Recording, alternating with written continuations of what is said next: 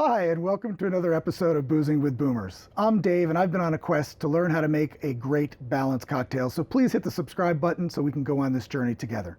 Today I'm going to make the Manhattan, which was invented at the New York Manhattan Club around 1880. The original recipe is a little different than today. It was 1 part rye whiskey, 1 part sweet vermouth, and 1 dash of orange bitters, where today we've moved more to a spirit-forward cocktail, which is 2 parts whiskey, but it could be bourbon or rye, 1 part sweet vermouth, and 2 dashes of Angostura bitters. The important part for this drink for me is that the first cocktail I ever ordered in a restaurant was the Manhattan, and it was about 5 or 6 years ago that when I ordered the Manhattan, the server asked what whiskey I wanted with it, and I didn't know. I didn't have an answer for it. So she said she'd ask the bartender, but then Bryce, the bartender, walked up to our table with a bottle of Templeton rye, poured me a little sample, asked me if I liked it, and I did, and then proceeded to make me a perfect balanced Manhattan cocktail. And from there, I would frequent the establishment. We would talk about cocktails. He would make experiments for me to try to help me. And then he would loan me his PDT cocktail book. This is not his. I actually ended up buying my own. But he did that to help further the education because he knew he had a student that wanted to learn more. And that was the beginning of my cocktail journey that brings us to where we are today with Boozing with Boomers. So I want to thank Bryce, and also in his honor, Bryce, I am going to make a Templeton Manhattan today. And I am using the 6-year that just came out a few years back. Templeton now makes a 6-year rye whiskey, which is a little bit smoother. I'm going to make it with Cinzano Italian vermouth, but if you wanted to go a little more upscale, you could use Carpano Antica, which is a really nice vermouth. You could actually drink it by itself. But I'm going to stick with the Cinzano. And the other thing you need to understand when you're at the liquor store and buying sweet vermouth, especially sweet vermouth, I've noticed the Italian sweet vermouths are a little bit sweeter, ergo the name. But there are also French sweet vermouths, and they tend to be drier, so the Dolans and a couple others.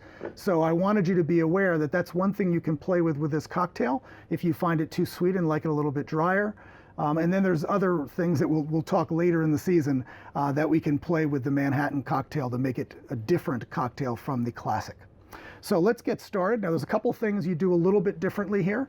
All the cocktails to date I've been shaking. This one we're going to stir. But it's also going to be served up and not on the rocks. And when you serve a cocktail up, the first thing you can do, and I did it just before I set up the bar today, is I put the cocktail glasses in the freezer. So let me get them real quick. So I've got the cocktail glass. You can see a nice frost on that there. Then, as we've learned in all of our lessons, start with the least expensive ingredient first. So I'm putting in 1 ounce of sweet vermouth to 2 ounces of rye, but I am making 2 cocktails. So 2 ounces to 1 ounce vermouth, and then 2 dashes, 1, 2, of Angostura bitters.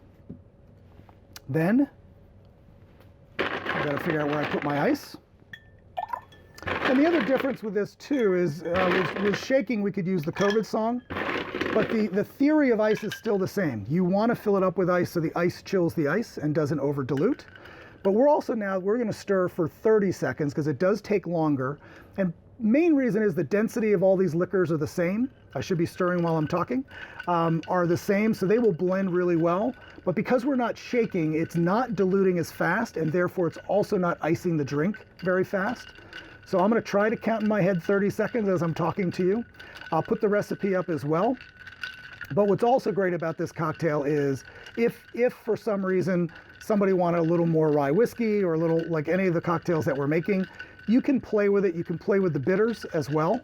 I have done this with orange bitters. I've experimented with different bitters, so I welcome you to try that and tell us all about it so we can learn. And then when you're straining a stirred glass, this cocktail shaker needs a different type of strainer so the ice cubes don't fall out of the funnel there. So I will pour it into the cocktail glass there, and of course the boomer needs one as well. And then the garnish here, and it's probably my only strong recommendation, is don't cheap out on the cherries. Find a store that carries these Luxardo cherries. You want the real thing, not the sugary, bright red ones that you'll see at certain bars. The reason is those are pretty much just sugar. These are steeped in brandy and have a very distinct flavor that adds to the cocktail. So you just pop a simple cherry in there. And then, of course, the Boomer needs his as well.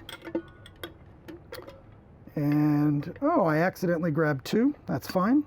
It's also okay to put a little bit of the juice in there. I try not to make mine too sweet, but that's all we have to do to make the Manhattan. So let's see how I did.